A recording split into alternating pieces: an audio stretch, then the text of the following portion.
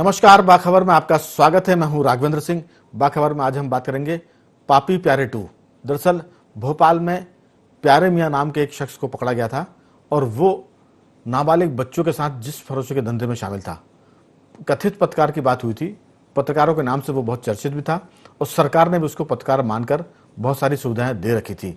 लेकिन जैसे ही ये मामला उठा, भोपाल का मसला, ये मामला श्रीनगर यानी जम्मू कश्मीर तक गया। पुलिस ने जम्मू कश्मीर के राजधानी श्रीनगर से उसे गिरफ्तार किया और आज भोपाल हवाई जहाज के द्वारा वो लेकर भी उसको आ गए। पापी प्यारे 2 का मतलब इसलिए ये भी महत्वपूर्ण है क्योंकि अब प्यारे मियाँ के संबंध सिर्फ देह व्यापार से नहीं है, बल्कि वो संबंध अब निकल रहे हैं अंडरवर्ल्ड से जुड़े हुए। दुश्मन देश पाकिस्तान से भी उनके संबंध मिलने के संकेत मिल रहे हैं। अभी जांच पड़ताल में इसके सूत्र पता चलेंगे, लेकिन भोपाल से दिल्ली मुंबई होते हुए श्रीनगर जाना कहीं ना कहीं बताता है कि पाकिस्तान जाने की तैयारी थी, पाकिस्तान भागने की तैयारी थी। तो भोपाल में कितनी संपत्ति है, इंदौर में कितनी है, मुंबई में कितनी है, दुबई में कितनी है, इसके अलावा और दुनियादारी में कितनी प्रॉपर्टी इकट्ठी की है इस देह व्यापार के जरिए, इस बहुत सारे मुद्दे पर हम बात करेंगे बहुत वरिष्ठ पत्रकारों के साथ। वो इसलिए क्योंकि ये मामला सुई की नोक जैसा नहीं है, बल्कि अब ये तलवार और भाले की तरह बड़ा और गंभीर हो गया है। हमसे टेलीफोन पर हम चर्चा करेंगे। स्टूडियो में हमारे साथ फोन लाइन पर मौजूद रहेंगे वरिष्ठ पत्रकार योगीराज योगेश जी, धर्मेंद्र पैगवार जी, संजय सोनी और मिलिंद कुलकर्णी। लेकिन उसके पहले हम सुनाएंगे गृह मंत्री नरोत्तम मिश्रा ने क्या कहा है। ये भी हम चर्चा के बीच में आपको बताएंगे कि मध्य प्रदेश के गृह मंत्री कितने सख्त है इस मुद्दे पर, मुख्यमंत्री शिवराज सिंह क्या कहते हैं, ये सारी बातें हैं। लेकिन धर्मेंद्र पैगवार जी, ये जो सारे सूत्र हैं, प्यारे मियाँ अब पापी मियाँ हो चुके हैं और ये श्रीनगर से पकड़े जाने के बाद जो खबरें छन कर आ रही हैं वो ये कि इनके संबंध अंडरवर्ल्ड से भी हैं, पाकिस्तान की खुफिया एजेंसी उससे भी निकल रहे हैं और इनकी बेशुमार दौलत है। आपकी इसमें जानकारी और राय।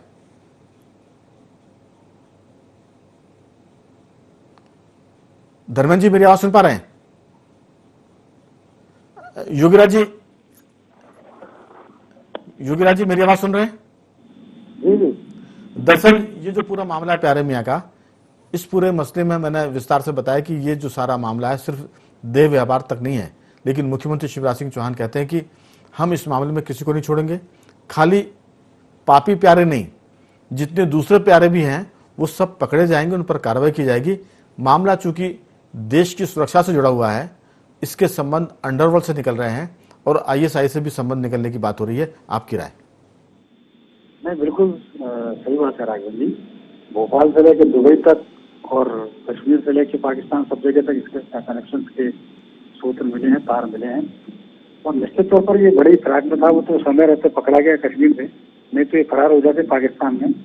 और ऐसे लोगों के विरुद्ध पॉक्सो एक्ट के तहत कार्रवाई होनी चाहिए, जो फांसी की सजा का जो प्रावधान इसमें दिया गया है। क्योंकि आपने नाबालिग लड़कियों के साथ बलात्कार किया ही है, साथ में आपने जो समाज में विद्वेषपूर्ण भाव पैदा किया है वो।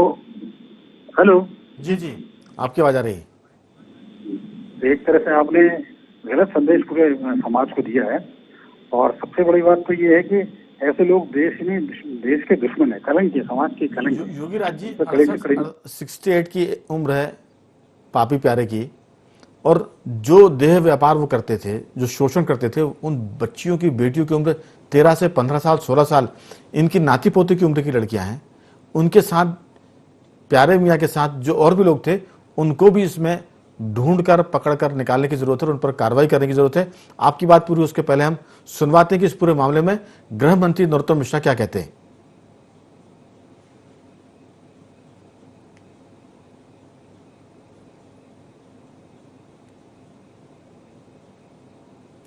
जिसने पूरे समय उसका फॉलो किया और आप सबके सामने परसों गया और कल पकड़ गया। सर, सेंट्रल इंटेलिजेंस ने गृह विभाग से जानकारी मांगी कि आखिरकार ये श्रीनगर से क्यों पकड़ा गया, कहीं पाकिस्तान से इसका कोई लिंक तो नहीं है इससे? जानकारी मांगी है, जानकारी आ जाएगी तो उसके बारे में भी विस्तार से बताएंगे। अभी कहना शायद जल्दबाजी हो जाएगी। तो अभी कुल मिलाकर पुलिस मामला बहुत संवेदनशील है।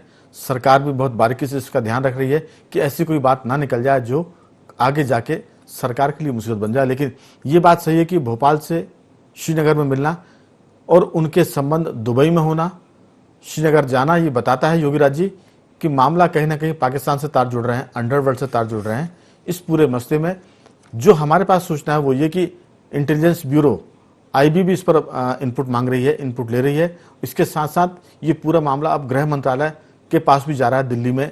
ये सारी बातें बताती है कि मसला छोटा मोटा नहीं है, बहुत महत्वपूर्ण है। आपकी राय? नहीं, ये तो इंटरनेशनल लेवल का मामला है। जी। जिस तरीके से जिस तरीके से खबरें आ रही हैं, जिस तरीके से लगातार इसके रिलेशन लोगों से उजागर हो रहे हैं, ये बिल्कुल इंटरनेशनल लेवल का मामला है। उसको उसी ढंग से निपटाया जाना चाहिए। और ये बीजेपी सरकार के पास एक मौका भी है।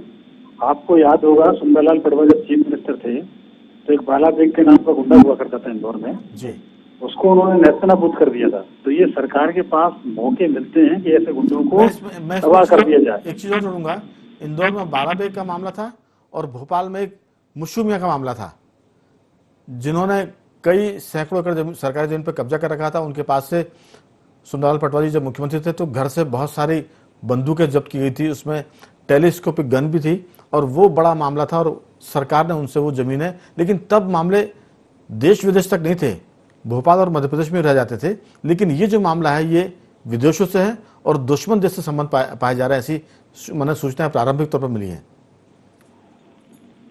युवराज जी, इंटरनेशनल लेवल का मामला, ये पूरा मामला इंटरनेशनल लेवल का मामला है और उसमें उसी तरह से कार्रवाई की जानी चाहिए।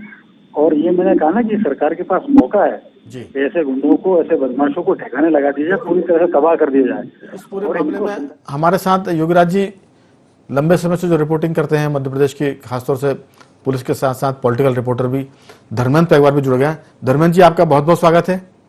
जी धन्यवाद। दरअसल हमने इसके पहले एक दिन पहले भी बातचीत की थी जब प्यारे मियाँ यहाँ से फरार हो गए थे। ये जो पापी प्यारे पार्ट 2 है, इसमें प्यारे मियाँ के साथ जो दूसरे पापी हैं उनकी गिरफ्तारी की क्या सूचना आपके पास है? दूसरा, जो आपने आज एक खबर भी लिखी है कि इनके संबंध अंडरवर्ल्ड से भी हैं, ये सूत्र बता रहे हैं, अभी पुष्टि नहीं हुई है, लेकिन भोपाल से भागने के बाद श्रीनगर में मिलना कहीं ना कहीं बताता है कि दुश्मन देश यानी पाकिस्तान से इनके संबंध है, आतंकी तार भी जुड़ सकते हैं। ये बहुत सारी बातें, लेकिन हम इसको कहना नहीं चाहते क्योंकि कोई बात बिना सूत्र के कहना उचित नहीं है। लेकिन शंकाएं बहुत सारी है, सवाल बहुत सारे हैं, आपकी राय? IND 24 पर पापी प्यारे पार्ट 1 में भी हमने इस पर चर्चा की थी जी। पिछले 25 सालों में जिस तेजी से प्यारे मियाँ ने आर्थिक तरक्की की, भोपाल से लेकर इंदौर, मुंबई और फिर दुबई तक, तो निश्चित तौर पर वो कहीं ऐसा कोई गलत काम करते थे जिसके कारण उनकी संपत्ति करोड़ों से अरबों तक पहुंच गई। मतलब आज एक अखबार ने खबर भी लिखी है जी कि प्यारे मियाँ जो कभी एक टपरे में रहते थे, एक अखबार में चपरासी का काम करते थे, वो प्यारे मियाँ जिसको हिंदी लिखना नहीं आता, वो प्यारे मियाँ दुनिया के कई देशों की सैर करता है। साल में 12 बार 15 बार दुबई, सिंगापुर और यूनाइटेड किंगडम जाता है। तो आखिर क्यों जाता है? और जब वो भोपाल से फरार होता है तो भोपाल के आसपास सीवर विदिशा आश्रम में नहीं भगता, वो श्रीनगर जाता है। तो भोपाल पुलिस के अलावा, जैसा कि आपने बताया कि इंटेलिजेंस ब्यूरो, और मैं IND 24 के दर्शकों को ये और बताना चाहता हूँ कि इन्फोर्समेंट निदेशालय, प्रवर्तन निदेशालय और इनकम टैक्स भी प्यारे मियाँ पर नजर रखे हुए हैं। भोपाल पुलिस से, भोपाल के राजस्व अधिकारियों से और भोपाल के जो रजिस्ट्रार हैं और इंदौर के जो अधिकारी हैं, उनसे प्यारे मियाँ और उसके बेटों की जितनी भी संपत्ति है उसका बहुत सिलसिलेवार ब्यौरा मांगा गया है। बिल्कुल। एक चीज और है, मैं धर्मेंद्र जी आपकी बात में थोड़ा सा रोक के बोल रहा हूँ कि गृह मंत्री का आपने वर्जन सुना, नरोत्तम मिश्रा ने क्या कहा। मुख्यमंत्री शिवराज सिंह वैसे भी कन्या को, बेटियों को अपनी भांजी और बेटियां मानते हैं। उनका कहना भी यह है कि ये मामला इतना संगीन है कि हम इसमें किसी को छोड़ेंगे नहीं। उनका यह भी साफ कहना है, IND 24 से उन्होंने बात करते हुए कहा था कि ये जो पूरा मसला है, हम प्यारे मियाँ के साथ साथ जो इस पूरे मामले में लोग शामिल हैं, किसी को बख्शा नहीं जाएगा और उनकी संपत्ति की बहुत बारीकी से जांच की जाएगी और आने वाले दिनों में पता चलेगा कि मध्य प्रदेश सरकार ने इस मामले को कितनी गंभीरता से एक तरह से हैंडल किया है। क्योंकि गृह मंत्री, मुख्यमंत्री, DGP जब इस पूरे मामले में सख्त है तो हमें लगता नहीं कि कोई चीज इसमें छूटेगी। लेकिन जैसा मेरा एक सवाल रहेगा आपसे कि कई बार ये जो देह व्यापार के लोग होते हैं, इनके संबंध बहुत ऊंचे दर्जे तक पहुंच जाते हैं और हमें पता होता है कई बार इतनी बड़ी सिफारिश आती है कि ये चीज़ें रुक जाती है, दब जाती। हनी ट्रैप को हमने देखा है, अंतर्राज्यीय मामला था, 5 राज्यों से जुड़ा हुआ था, भोपाल के साथ, मध्य प्रदेश के साथ साथ राजस्थान था, यूपी था, महाराष्ट्र था, छत्तीसगढ़ था। ये सारे मसले तो दब गए, लेकिन ये जो मामला है प्यारे मियाँ वाला, इसके दबने की संभावना आपको कितनी लगती है? देखिए, ये पूरी राजनीतिक इच्छा शक्ति का सवाल है। जी अभी शुरुआती जो कार्रवाई हुई है प्यारे मियाँ पर, उसको लेकर मध्य प्रदेश सरकार प्रशंसा की पात्र है। जी मुख्यमंत्री और गृह मंत्री जी ने जो सख्त कदम उठाए हैं वो अभी जनता को दिख रहे हैं पिछले 3 दिनों से। जी लेकिन आगे सरकार के निर्देशों पर अधिकारी कितना काम कर पाते हैं, वो कितने रिजल्ट देते हैं, ये अधिकारियों को तय करना है। प्यारे मियाँ की बहुत ज्यादा संपत्तियां भोपाल में है जो अवैध निर्माण थे, सरकारी जमीन पर उसने शादी हाल बना लिए थे। लेकिन सवाल ये उठता है कि पिछले 20 सालों में, 15 सालों में या 25 सालों में भोपाल में जो लोग महापौर रहे या नगर निगम कमिश्नर रहे, वे लाल घाटी पर एनजीटी की आड़ लेकर लगातार कार्रवाई करते रहे शादी हालों पर। जी लेकिन उन्हें शहर की छाती पर बुधवारा में अवैध निर्माण कहीं नहीं दिखा। बिल्कुल। तो एक बहुत बड़ा कॉकस है और नगर निगम के लोग, पुलिस के लोग, जिला प्रशासन के लोग इन लोगों से बहुत उपकृत रहे हैं। बिल्कुल, और आप ठीक कह प्यारे रहे मियाँ हैं कि बड़ा काकस है, सरकार की इच्छा शक्ति पर सब कुछ निर्भर करेगा, अधिकारी कैसी जांच करते हैं। लेकिन हमारा कहना ये भी है धर्मेंद्र जी, मैं अगली बातचीत में पूछूंगा आपसे, सरकार की इच्छा शक्ति पर ही नौकरशाही काम करती है। जैसा कि हमने देखा कि उत्तर प्रदेश में योगी आदित्यनाथ ने कहा कि मुझे 8 दिन के भीतर विकास दुबे चाहिए और नहीं तो फिर आप दफ्तर मत आइए। इस तरह की चीज अगर शासन की तरफ से, सरकार की तरफ से कही जाती है तो फिर नौकरशाही वैसी काम करती है। मैं पूछूंगा आपसे, मिलिंद कुलकर्णी जी, आप मेरी आवाज सुन पा रहे हैं? जी नमस्कार। दरअसल हमारे साथ संजय सोनी जी भी हैं। मेरा आपसे सवाल यह है कि क्या ये पूरा मामला मुकाम तक पहुंचेगा? पापी प्यारे का जो मामला है, पापी प्यारे पार्ट 2 की हम बात कर रहे हैं, भोपाल आ चुका है प्यारे मियाँ। क्या आपको उम्मीद है कि इसमें प्याज की परतों की तरह सब चीजें खुलेंगी और जो इस पूरे अय्याशी के धंधे में लिप्त लोग थे उन पर क्या कानून का हाथ पहुंचेगा, उनके गिरबान तक? आपकी राय? नहीं, अभी तक जो राघवेंद्र जी इसमें कार्रवाई हुई है उसमें निश्चित तौर पे ये महसूस हो रहा है कि सरकार कुछ करना चाहती है। ये बात बिल्कुल सही है कि प्यारे मियाँ जिस तरह से आगे बढ़े हैं और जिस तरह से उन्होंने अपनी निजी प्रगति की है और धन बटोरा है, संपर्क बनाए हैं। आपको आवाज आ रही है? हाँ आ रही है, आप बोलिए। जी, तो मेरा ये मानना है कि ये बगैर किसी गठजोड़ के संभव नहीं है। जब तक राजनीतिक लोगों का और प्रशासनिक अफसरों का किसी पर हाथ न हो तब तक इस तरह से अवैध काम कोई व्यक्ति नहीं कर सकता। तो मुझे लगता है कि इस बार मुख्यमंत्री और गृह मंत्री ने जो जिस तरह का रवैया अपनाया है उससे लगता है कि ये मामला जो है ये अंजाम की तरफ पहुंचना चाहिए। बिल्कुल, चलिए, उम्मीद सभी को है। संजय जी, आपने भी भोपाल की, आप लंबे समय से रिपोर्टिंग कर रहे हैं। प्यारे मियाँ का जो कांड है, सिर्फ प्यारे मियाँ एक चेहरा है, उसके पीछे गिरोह बड़ा हो सकता है। उसमें इस पूरे मामले में अय्याशी करने वाले अफसर हो सकते हैं, बिल्डर हो सकते हैं, वो उद्योगपति हो सकते हैं, उनके भी नाम आ रहे हैं। आपको लगता है कि इस जांच पड़ताल में बारीकी से चीजें होंगी और प्यारे मियाँ के अलावा ऐसा ना हो कि सारा फोकस प्यारे मियाँ पर हो जाए और बाकी लोग छूट जाएं? आपको लगता है कि कोई कड़ाई से काम करने की उम्मीद आपको लगती है? जी बिल्कुल सही कहा आपने। वैसे मुझे तो ये लगता है कि जिस तरह अभी तक कार्रवाई हुई है उससे लगता है कि प्यारे मियाँ के साथ साथ जितने लोग हैं इस गिरोह में वो सब पे कार्रवाई होगी और आगे की ये कार्रवाई आगे तक सबक देगी अगर ऐसी कार्रवाई चलती रही तो। मगर मुझे ये मामला हनी ट्रैप से जुड़ता दिख रहा है क्योंकि हनी ट्रैप के मामले में डायरेक्ट अधिकारियों से डीलिंग थी, मंत्रियों से डीलिंग थी और आखिर ये प्यारे मियाँ ने भी अगर संरक्षण पाया है तो वो प्रशासनिक संरक्षण था, राजनीतिक संरक्षण था, मीडिया की आड़ में उसने जो धतक्रम किए थे वो धतक्रम आज देखिए कहां तक पहुंच रहे हैं। पाकिस्तान और दुबई तक उसकी संपत्ति है। यानी ये समझ लीजिए कि पत्रकारिता में आने के साथ ही उसने ये सब कांड किए हैं और उसमें अधिकारियों को मोबिलाइज किया, अधिकारियों को चीजें परोसी गई, तब जाके वो इस ऊपर तक, इस कदर तक आगे पहुंचा है। तो मुझे लगता है कि ये कार्रवाई सबक है मध्य प्रदेश की पुलिस के लिए, मध्य प्रदेश सरकार के लिए, कि वो अगर इस तरह की कार्रवाई पे गौर करता है और इसी तरह अंजाम देता है तो मुझे लगता है कि बड़े राज खुल जाएंगे, तो आगे के लिए सतर्क हो जाएंगे। और मुझे लगता है इसमें मीडिया का दोष, मीडिया संगठनों का भी दोष है कि जब वो इस तरह के लोगों से जुड़ता है, जब उनके नॉलेज में आता है, तो वो ऊपर क्यों नहीं पहुंचाता। ये पत्रकार संगठन बिल्कुल बने हैं बहुत सारे, बिल्कुल बहुत सारे हैं। जब सामने आती हनी ट्रैप्स के मामले में कई पत्रकारों के, इलेक्ट्रॉनिक मीडिया के जो थे, वो नाम सामने आए थे, उनका चालान में नाम था, उनके अखबारों में नाम छपे, मगर उस तक आज तक कार्रवाई नहीं हुई। बिल्कुल, तो मुझे लगता है वो हनी ट्रैप का संजय जी- मामले को इससे जोड़ के मैं ये कहना चाहता हूँ जी। कि ऐसे ही हश्र ना हो जाए कि हनी ट्रैप का मामला एक बार उठा और उसके बाद बंद हो गया। तो मुझे लगता है अभी तक तो ये कार्रवाई दिख रही है कि बहुत अच्छी होगी, और उम्मीद भी की जाए सरकार से कि ये कार्रवाई बहुत ऊपर तक जाएगी। बिल्कुल, आपने ठीक कहा। दरअसल अब पत्रकारिता से लाभ लेने के लिए हर अपराधी प्रवृत्ति का व्यक्ति, हर नंबर 2 से पैसे कमाने वाला व्यक्ति मीडिया हाउस में आना चाहता है और मीडिया हाउस चलाना चाहता है। ये जो मामले हैं, चाहे वो गुटखे की बात करें हम, चाहे प्यारे मियाँ की बात करें, या शराब के धंधे वालों की बात करें, वो सब लोग अब अपने कारोबार को बचाने के लिए मीडिया की तरफ आते हैं और मीडिया हाउस बनकर काम करते हैं। प्यारे मियाँ उसी शख्स की एक वो कड़ी थे। मैं लौटता हूँ आपके पास। योगी राज जी, आशंका है कि कहीं ऐसा ना हो कि हनी ट्रैप की तरह ये मामला भी दब जाए।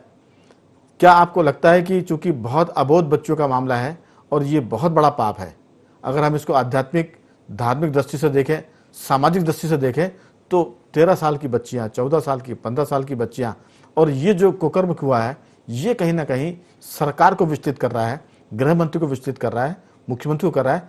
तो इसमें अभी तक तो जो दिख रहा है वो ये कि कुछ ना कुछ बड़ी कार्रवाई होगी, लेकिन जो आशंका संजय सोनी बता रहे हैं कि ऐसा ना हो कि ये मामला दब जाए, आपकी राय? योगी राज जी, मामला यदि दबाया जाएगा जी, या इनको संरक्षण दिया जाएगा तो सरकार खुद कटघरे में खड़ी होगी।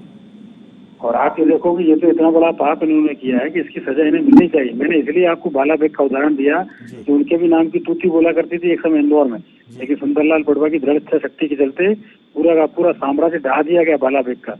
और ये स्थिति अब इनके साथ होना चाहिए, न केवल प्यारे मियां बेनकाब होने चाहिए, चूंकि इन्होंने नाबालिग बच्चियों के साथ बलात्कार के मामले आए तो पॉक्सो एक्ट के तहत इनके ऊपर कार्रवाई होना चाहिए, राष्ट्रद्रोह के मुकदमे दर्ज होना चाहिए। और इनको संरक्षण देने वाले आप सबको याद है, सबसे ज्यादा इनको ये संरक्षण दिया है तो देश का नंबर 1 अखबार जो अपने आप को कहता है उसके मालिकों ने सबसे ज्यादा इसको संरक्षण दिया है।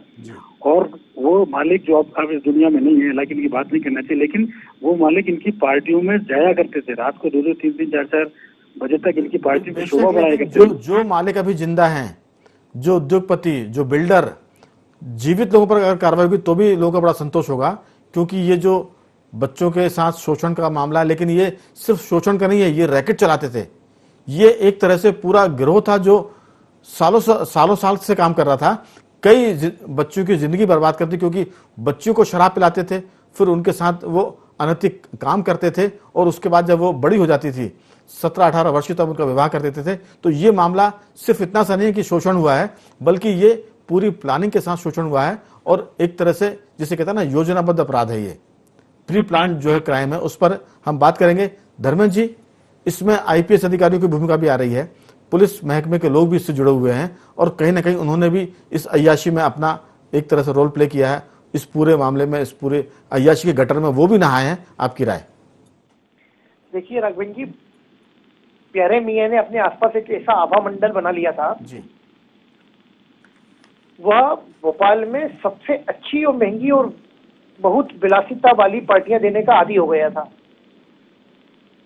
पहले मैं संजय सोनी जी की बात को दुरुस्त कर दूं कि प्यारे मियां पत्रकार नहीं था, पत्रकार उसने उपनाम रख लिया था। पिछली बार पापी प्यारे कांड में IND 24 को KG अग्निहोत्री जी जैसे वरिष्ठ पत्रकार ने बताया था कि प्यारे मियां एक अखबार मालिक के चपरासी हुआ करता था, और चपरासी के बाद वो प्लेट मेकिंग में आए, प्लेट मेकिंग के बाद वो मैनेजमेंट की तरफ आए, और उसके बाद फिर वो आर्थिक मैनेजमेंट और फिर ये अपराध के मैनेजमेंट में चले गए। जी, उसने उसके बाद एक अखबार शुरू किया जिसका नाम अफकार था, और उसने उर्दू जवानों और हिंदी अखबार उसका स्लोगन था। और उसको पिछली सरकारों ने उसको बड़े भवन दिए, न केवल प्रेस चलाने के लिए बल्कि रहने के लिए भी, जो ऐसगाह में तब्दील हो गए। जी, तो इसमें पत्रकारिता को नुकसान पहुंचाया है सरकारों ने और प्रशासनिक अधिकारियों ने। जैसे कि आपने कहा IPS, न केवल IPS बल्कि IAS, भोपाल नगर निगम के, भोपाल के रेवेन्यू के अधिकारी, इंदौर के अफसर, कई आईएएस है कि विदिशा के रिटायर्ड कलेक्टर हैं, एक भोपाल रेंज के रिटायर्ड आईजी हैं जो आईजी शिप से ही रिटायर हो गए, प्रमोदी अफसर थे। वे प्यारे मियाँ के साथ चार्टर प्लेन में गोवा जाते थे जी। बाबूलाल गौर सरकार में बड़े प्रभावी अधिकारी हुआ करते थे। बिल्कुल। तो ऐसे अफसर जब प्यारे मियाँ के साथ रहते तो किसी टीआई की क्या हैसियत है कि वो प्यारे मियाँ के एजगाह पर या उसके फ्लैट पर छापा मार सके। बिल्कुल। तो मेरा शिवराज IND 24 के जरिए कि हमारा चूंकि बहुत विस्तृत चैनल है और सब लोग देख रहे हैं, शिवराज जी और नरोत्तम मिश्रा जी को चाहिए कि वैसे अफसरों को भी बेनकाब करें और अधिकारियों को भोपाल पुलिस अफसरों को चर्चा करने का और आपसे पूछने का मतलब यह है कि जो पुलिस के अधिकारी हैं, जो उद्योगपति हैं, जो बिल्डर हैं, जो राजनेता भी हैं, उन सब पर इस मामले में बहुत कठोरता से कार्रवाई होनी चाहिए, बिना किसी लिहाज के, बिना किसी मुरव्वत के। निश्चित तौर पर, क्योंकि ये जघन्य अपराध किया है। शिवराज जी ने कहा है कि ये नर पिशाच है जी। मासूम बच्चियों को जो व्यक्ति अपनी हवस का शिकार बना रहा है। नाती पोतों की उम्र है, 68 साल की उम्र उसकी है और 13 साल की बच्ची, 14 साल की बच्चियां, ये तो नर्क में भी जगह नहीं मिलेगी अगर हम धार्मिक और आध्यात्मिक दृष्टि से बात करें, दो जगह भी नहीं मिलेगी इनको। कई बच्चियां ऐसी हैं जिनकी पूरे परिवार को, दो बहनों को इसने अपना शिकार बनाया है। जी जी। इसने बनाया, इसके साथ के इसके स्टाफ ने बनाया है। बिल्कुल। तो ये बहुत बड़ा मामला है। मामला जेठारी कांड जैसा कांड है। बिल्कुल। ये आसाराम जैसा कांड है। ऐसे व्यक्ति को बिल्कुल बख्शना नहीं चाहिए। और इसमें मैं फिर बोल रहा हूँ, बिल्कुल, हाँ। इस सरकार की इच्छा शक्ति का कमाल है। बिल्कुल, सरकार की इच्छा शक्ति पर ही सब मामला चलेगा। हम भी इसी बात पर फोकस कर रहे हैं कि अभी तक तो सरकार की इच्छा शक्ति मजबूत है। समय खत्म हो रहा है, मैं जल्दी से पूछूंगा मिलिंद कुलकर्णी जी, आपकी इसमें राय, जो धर्मेंद्र जी ने कहा है कि इस पूरे मामले में सरकार की इच्छा शक्ति बहुत बड़ी भूमिका अदा करने वाली है, आपकी राय? नहीं, बिल्कुल सही कहा है उन्होंने। असल में सभी लोगों की ये मान्यता है कि जब तक सरकार इच्छा शक्ति नहीं दिखाएगी ये नहीं हो सकता। लेकिन आप देखिए, इसमें जो है ना, जो सिस्टम में जो सारे छेद हैं, जैसा कि इन्होंने बताया कि बड़े अधिकारी उनके साथ चार्टर प्लेन में जाते थे, 3 थानों में अपराध दर्ज थे, लेकिन उसके बावजूद भी जो है इनको एक्रेडिटेड जर्नलिस्ट जो है माना गया था। तो ये जो सिस्टम के सारे लूप होल्स हैं जिससे पत्रकारिता, मेरे ख्याल से जांच के दौरान ये चीजें भी आनी चाहिए कि उनके साथ कौन कौन अधिकारियों के संबंध रहे हैं अभी से लेकर पिछले 10 साल तक, 15 साल तक, तब चीजें उभर के सामने आएंगी और बहुत सी चीजें निकलेंगी जिसकी लोग कल्पना भी नहीं कर सकते। संजय जी, आपकी कोई राय इसमें? जी, मेरा यही कहना है इसपे कि इसमें एक सबसे बड़ी बात ये आती है कि जो व्यक्ति पूरे सिस्टम से जुड़ा था जी, सरकारों के सिस्टम से, कोई भी सरकार रही हो, तो उस व्यक्ति की नजर कहीं ना कहीं तो किसी की अधिकारी, किसी पत्रकार, किसी रूम में रही होगी कि ये ऐसा भी काम कर रहा है, मगर किसी ने नहीं बोला। यानी इससे साफ समझ में आता है कि सारे गोलमाल पूरा सब जमा हुआ था। हर किसी ने प्रशासन की आड़ में इन्होंने ये सब घटना किया। बिल्कुल, आप ठीक कह रहे हैं। हर किसी ने इस पाप की कमाई में, इस पाप के माने घिनौने काम में हिस्सा बटाया है और इसमें, इस नर्क में, इस नाली में डुबकी लगाई है। आप चारों मेहमानों का बहुत बहुत धन्यवाद कि आपने चर्चा में हिस्सा लिया। संजय सोनी जी आपका भी, मिलिंद कुलकर्णी जी आपका भी, धर्मेंद्र जी आपका भी और योगीराज योगेश जी आपका भी बहुत बहुत धन्यवाद। पापी प्यारे 2 में हमारा कहना यह था कि भोपाल में प्यारे मियाँ आ चुके हैं, पुलिस उनसे गोपनीय स्थान पर जाकर पूछताछ कर रही है। उम्मीद ये की जानी चाहिए कि इस पूरे मामले में उस गिरोह में शामिल सभी लोग पकड़े जाएंगे और इस गिरोह में जो अय्याशी करते थे वो भी एक तरह से सरकार के सामने आएंगे और सलाखों के पीछे होंगे। बाखबर के इस रंग को समेटते और आते बाखबर के अंतिम रंग की तरफ। आज हम आपसे बात करेंगे फेफड़ों में आयरन जमा होने से कितना खतरा होता है, क्योंकि कोरोना की बीमारी लंग्स को ज्यादा इफेक्ट करती है। दरअसल हालिया एक शोध में यह पता चला है कि आयरन अगर आपके शरीर में ज्यादा है तो वो फेफड़ों की कोशिकाओं और ऊतकों में जमा हो जाता है और ये आपके लिए बहुत घातक होता है। इससे अस्थमा या दमे की शिकायत हो सकती है, फेफड़ों की कार्य क्षमता में कमी आ सकती है। पहली बार किए गए ऐसे शोध में फेफड़ों की कोशिकाओं और ऊतकों में मौजूद आयरन और उसके असर पर अध्ययन किया गया।